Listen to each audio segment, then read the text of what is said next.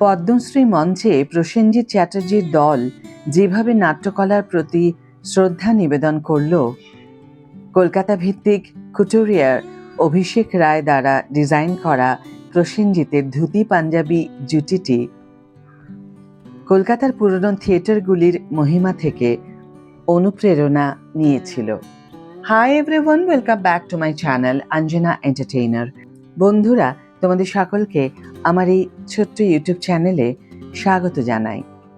ভারতীয় অভিনেতা প্রসেনজিৎ চট্টোপাধ্যায় সোমবার কলকাতার ফ্যাশন ডিজাইনার অভিষেক রায়ের ডিজাইন করা একটি বিশেষ পোশাকে পদ্মশ্রী পুরস্কার গ্রহণ করেন। মিডিয়াকে দেওয়া একটি সাক্ষাৎকারে রায় এই পোশাকটির পেছনের অনুপ্রেরণা ও কারুকার্য ব্যাখ্যা করেন, যা বাংলার চলচ্চিত্র ও সাংস্কৃতিক ঐতিহ্যের প্রতি শ্রদ্ধা নিবেদন করেছে। পুরনো কলকাতার থিয়েটারগুলোর জাঁকজমক থেকে অনুপ্রাণিত হয়ে প্রসেনজিতের আইভরি রঙের ধুতি পাঞ্জাবি পোশাকটি ঐতিহ্য ও সিনেমার স্মৃতিচারণার এক অপূর্ব মেলবন্ধন ঘটিয়েছে।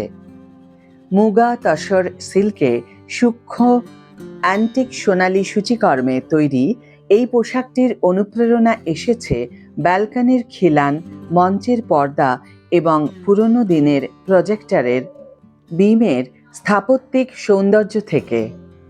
পোশাকের ইয়ক, নেকলাইন ও কাফের কারুকার্যময় নকশায় ক্লাসিক থিয়েটারের অন্দরসজ্জার কথা মনে করিয়ে দেওয়া হয়েছে, আর ভাঁজ করা ধুতিটি এতে একটি চিরন্তন বাঙালি ছোঁয়া যোগ করেছে।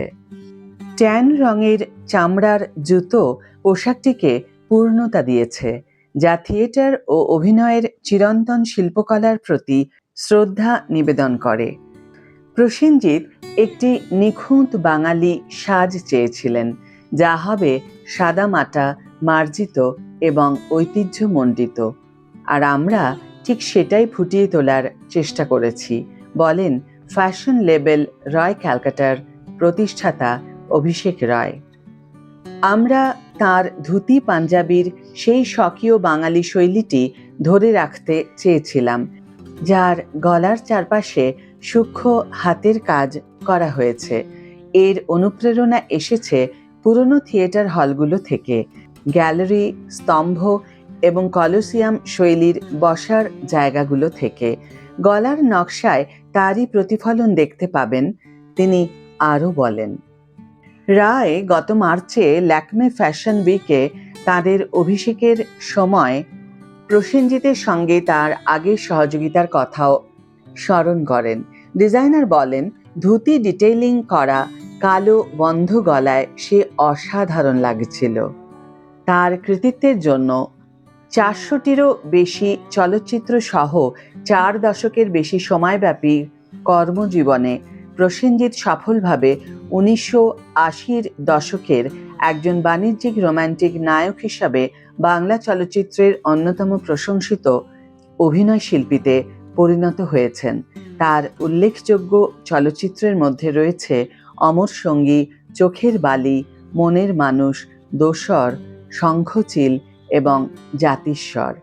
তার আসন্ন প্রকল্পগুলির মধ্যে রয়েছে ডাক্তার কাকু, সৃজিত মুখার্জির সাথে একটি শিরোনামবিহীন চলচ্চিত্র, সাজঘর এবং ভয়ঙ্কর সুন্দর।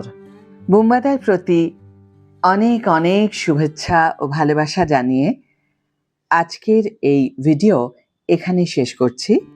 ভিডিওটি যদি ভালো লেগে থাকে তাহলে অবশ্যই একটি ছোট্ট করে লাইক দিও, শেয়ার করো বন্ধুদের সাথে, কমেন্ট করে জানিও তোমাদের মতামত। যারা এখনও আমার চ্যানেলটিকে সাবস্ক্রাইব করোনি তারা অবশ্যই চ্যানেলটিকে সাবস্ক্রাইব করে আমার পাশে থেকো, আর যারা অলরেডি সাবস্ক্রাইব করে দিয়েছো তাদের জন্য আমার অনেক ভালোবাসা এবং অনেক ধন্যবাদ। আজ তাহলে বিদায় বন্ধু, দেখা হবে পরের ভিডিওতে। ভালো থেকো, সুস্থ থেকো, সঙ্গে থেকো।